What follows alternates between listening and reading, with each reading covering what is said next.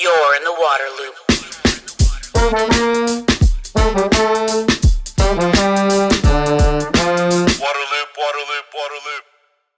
Waterloop is a nonprofit media outlet made possible in part by a grant from SpringPoint Partners. Visit waterloop.org for all of our content. This is episode number 140, Most Endangered River 2022, the Colorado.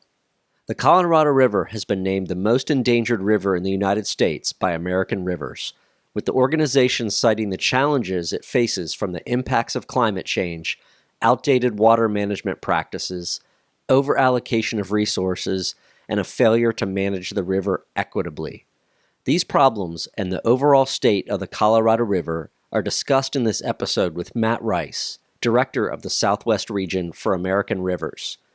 Matt also talks about how to respond to the challenges, including through funding from the new Infrastructure Act, expansion of a wide range of water efficiency measures, and by fully involving tribes in decisions and management. You're in the water loop. Welcome to Waterloop. For this episode, we're going to talk about the most endangered river in 2022, an announcement that's made by American Rivers, joined by Matt Rice. He is Director of the Southwest Region for American Rivers. Matt, thanks for coming on the podcast. Thanks for having me, Travis. All right, so this year, 2022, what is the most endangered river in America? This year, it should be no surprise to anybody, but we are listing the Colorado River as the number one most endangered river in the country because of the effects of climate change, demand for the river's water, and outdated river management. Great. Well, I want to dive into each of those buckets during our conversation here. But you're out there, you're in Colorado, you're the Southwest guy for American Rivers. What's going on with the Colorado these days? What's kind of the state of the river?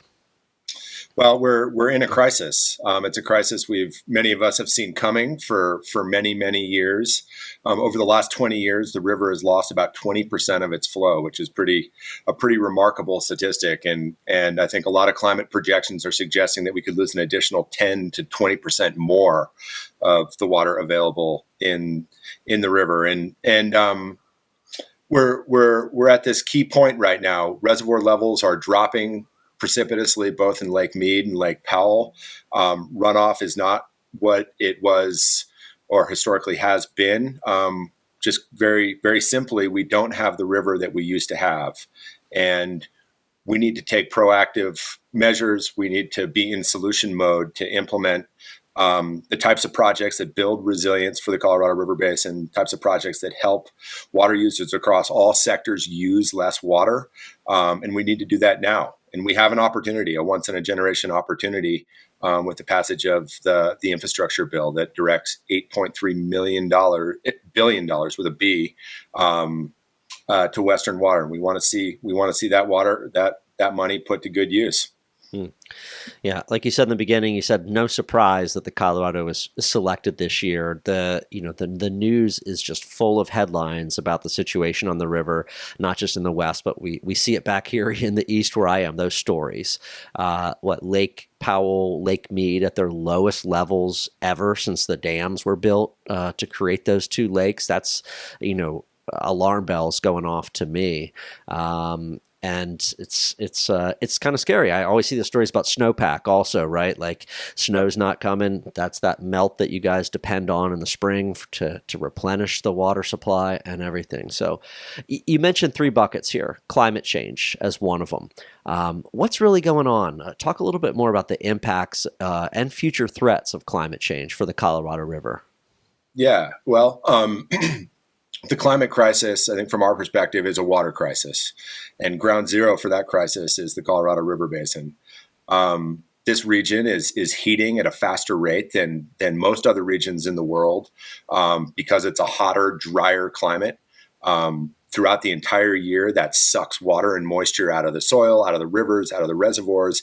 And you're absolutely right. A lot of focus has been put on snowpack in the past. And the interesting thing now that we're seeing is we're having average years, maybe a little bit below average, maybe a little bit above average over the last several years.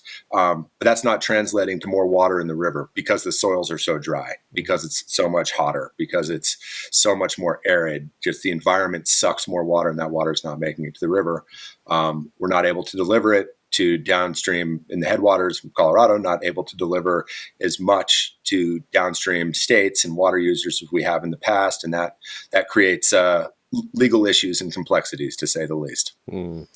That's one thing that I guess I've seen in stories, but I don't think about as much, and maybe others don't think about the idea that it's not just that there's less water coming from the sky, less snow melting, but the higher temps are evaporating water that's in the soil, and that's just all part of the complexity. Yeah, very interesting. It's hard to, we're kind of behind the ball, and we're finding it harder and harder to catch up. So again, this year, we have about an average snowpack year, kind of across the upper basin, Colorado and Wyoming. But we're projected to deliver just a fraction of what we normally would to Lake Powell.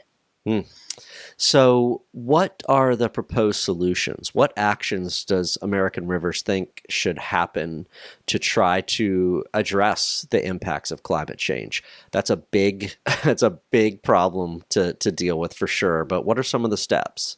Yeah, sure. So it's, more than anything, right? I mean, we have to take advantage of this new federal funding to invest in climate resilience, not only in Colorado, but throughout the Western United States. Again, there's $8.3 billion directed towards Western water. These solutions that we talk about, you can find them on our 10strategies.net report that American Rivers contributed to with many others. They're not groundbreaking. They're all interventions that you have heard before, you've talked about, you understand things like modernizing agricultural or other water infrastructure. A lot of the infrastructure that delivers water in the Colorado River Basin is very old, and it's not efficient. It leaks. And it's also very expensive to fix. And we have an opportunity to do that now. Investing in recycling and reuse in our urban areas. So we could use water more times. We can squeeze more drops out of the water that we have, which is less than we had before. Investing in watershed health and forest health has water benefits. It also builds resilience against catastrophic wildfire that's more and more common in this world of climate change that we live in. Yeah, absolutely. You mentioned the reuse and the recycling. I am always amazed that there's not like a real urgent push on water reuse and recycling, right? Like there's some exciting stuff happening on a big scale in San Diego or down in, oh gosh, they're planning some big stuff in LA, right? Like really taking this water, cleaning it so it's like basically good enough for drinking water and using it again. And I'm just like, why are there not just this urgent effort to get that going across the West? Do you have any thoughts on that? Yeah, well, I mean, I think it's with a lot of those activities, a lot of those different solutions. It's there are very good things happening out there. It's starting to ramp up. This stuff doesn't happen overnight. What we're concerned about is that we need that urgency now. We need that kind of urgent implementation. We need leadership from the states, from the federal government, to support those efforts. None of us can do this alone, right? I mean, we are not going to win if we aren't figuring out new ways to work together to get this stuff to scale. So it's happening. It just needs to happen more and bigger and more scaled. Yeah, absolutely. One of the other issues you point to with the Colorado that has it as most endangered in 2022 here is the idea of water management kind of being outdated. What does that mean? Well, there's a long history on the Colorado River. This is the 100th year anniversary of the signing of the Colorado River Compact, as I'm sure you're aware. That was a time when the hydrology was different. The river was different, was bigger. Or at least there was an assumption that it was a bigger river, and it was divided up to manage it that way. And we've largely kind of stayed true to 1922 as far as how much water is available in the river to develop. That's not the reality now. We have a much smaller river. When we historically made decisions based on a 15 to 17 million acre foot river. Now we need to start making decisions based on a river that's maybe 9 to 11 million acre feet. That's a significant difference in size, right? And so we need to, we need to kind of face the truth here and accept that. And that's, in order to do that on the management side, we need to think creatively about how we manage the river in more flexible ways, considering that because of climate change, the hydrology is going to be increasingly uncertain from year to year to year. So we need the tools to be able to manage the river in a more flexible way. That being said, it's from our perspective, we're not going to be able to manage our way out of this crisis. So it's both going to require increased flexible water management, but also massive investment in the solutions that I just talked about. So forest health, watershed health, infrastructure. One thing I didn't mention before, how can we invest in our soils so agriculture can continue to be productive and profitable and grow food for the country? Are we growing the right crops in all the right places? We should think about how we do that. Can we grow more drought-resistant crops? And do we have the funding and the support from the states and the federal government to do that at scale? Yeah, sure. The idea that there is not as much water in the river as, was estimated 100 years ago, or even that is allocated now. What's it going to take to get the powers that be, we'll just call them, to say, you know what, this is how much water we're going to say is in the river. We're shrinking the size of the pie, and then we're going to divide it based on that. That seems like a very important fundamental step to everything else. Well, that may be the step that we need to take. I'm not going to necessarily comment on that because that's an incredibly complex question, right? I mean, it's 100 years of management in the basin, kind of being flipped in the other direction. So, I mean, I think that could be part of it, but I think there are other tools that we can use. We can look at annual hydrology. I'm not advocating for any one policy here, but I'm just saying that there are other ways to look at how we manage the river, just rather than based kind of solely on lower basin and upper basin supplies. Maybe we can combine them. Maybe we can be more flexible about how we move water from one place to another that is beneficial for the environment, for fish and wildlife. The river runs through 9 national parks. So there are natural values that are really important to manage for as well. And that needs to be part of the equation. Yeah. Okay. Understood. The other thing you mentioned is about managing the river equitably. So one of the reasons that Colorado is holding this spot as most endangered is the problems that are going on that front. What are the problems? How is the Colorado not being managed equitably right now? Sure. Well, So I mean, there are more than 30 Native American tribes that depend on the Colorado River. These tribes hold the right to very significant, very senior water rights, many of which have not been fully developed. Yet historically, the tribes have not had an equal or an equitable or meaningful kind of voice at the policy decision-making table. And if we're going to have a sustainable Colorado River, we need critically important stakeholders like the tribes to be part of those discussions in a more meaningful way than they have been in the past. It seems like there's a lot of attention on that, so it might be an area that could be addressed easier or sooner. Yeah, I mean, I think with every decision in the basin, it's another opportunity for the tribes to have a kind of an equal seat at the table.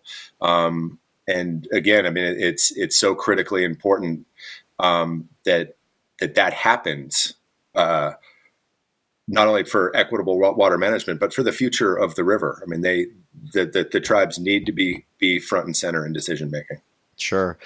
Wanted to ask you just about the Southwest, and you've got these just booming cities that continue to grow, right? Phoenix, Denver, where you are, St. George, Utah, whatever it might be, like just rapid growth. It's an amazing part of the country. People want to live there, right? Yeah. How do you balance that with just the simple water needs, the reality of how much water is in that river, what the future looks like? How can that development, population growth, all the water needs that come with that be balanced with the reality of the Colorado River? It's a great question. It's almost And like one of those big philosophy questions. There's no real answer to. You're just meant to think about it, right? Yeah, well, I do think there's an answer, and I think there are models too, right? In many places like Denver, like Albuquerque, like Tucson, Arizona, like Las Vegas, we've seen massive population increase, but we've actually seen a reduction in water use. These places are growing smarter. They're growing maybe even a little bit denser. There's less turf, less lawn to water. They're growing in a way that reflects where they are, which is the desert Southwest. And so there is a way to do this. It can be a challenge in a place like Colorado or Arizona, where there is a desire for large landscaped yards, for example. And in Colorado, like Arizona, we are aware of our water supply limitations, as evidenced by how expensive it is to deliver water to newly built subdivisions and everything else. There's a little bit of a disconnect with maybe some elected officials in Colorado that look to the east and see nothing but kind of undeveloped plain, and in their heads probably subdivisions popping up everywhere. But that view and those hopes and dreams aren't necessarily connected to water supply. So, and this is part of I think a bigger question from my perspective, is that when we go to the bathroom or we go to the kitchen, we turn on the faucet, the water comes out, right? So it's hard to realize in any real fundamental way that there's a drought that is having massive impact on the environment, on fish, on farms, in other parts of the state when our tap keeps getting turned on, or when our tap keeps getting turned on and water keeps coming out. And then there are no mandatory water restrictions during a time of drought in some of these urban areas. So we can keep watering our lawn like we have in the past. So there's a disconnect about where this water comes from, and that's critically important. It's not only important for kind of on the individual level, how we use water, how much water we water our lawns with, how long we take showers, et cetera.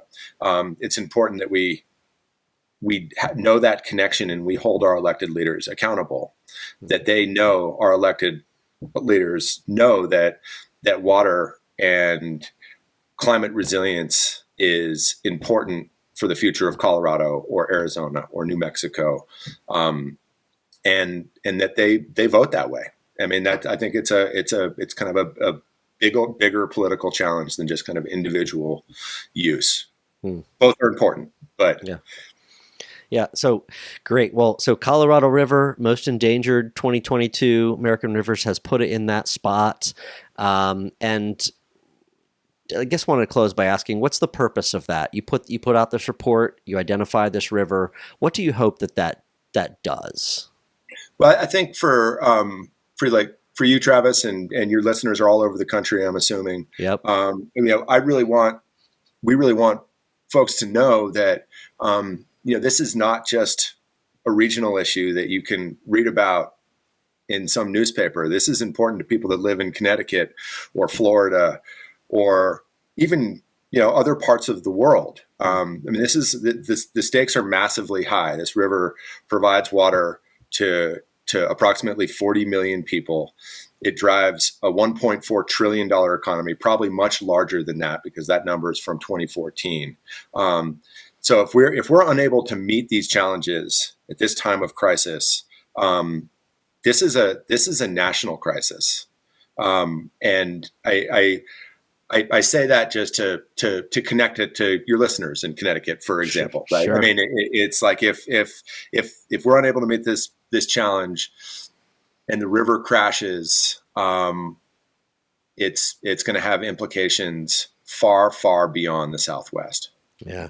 Well, Matt, it was good talking to you. Sorry, it was about a little bit of a bummer subject, right? Then but it's good. The Colorado River is amazing. It's a beautiful part of the country. It's important to get this information out there. But like you pointed out throughout the conversation today, there are solutions. There are actions that we can take. And so I think that's what the focus should be on, right? Yes, exactly. I mean, I am optimistic. If we work together, we can accomplish anything. We have the tools. We have the resources now with the Infrastructure Act. Let's just do it. We got to be in solution mode. We can do this. Matt, thank you so much. Thank you, Travis. Great to talk to you. Waterloop. Thank you for listening to the podcast. To find all episodes, sign up for email updates, and connect on social media, visit waterloop.org. Waterloop, Waterloop.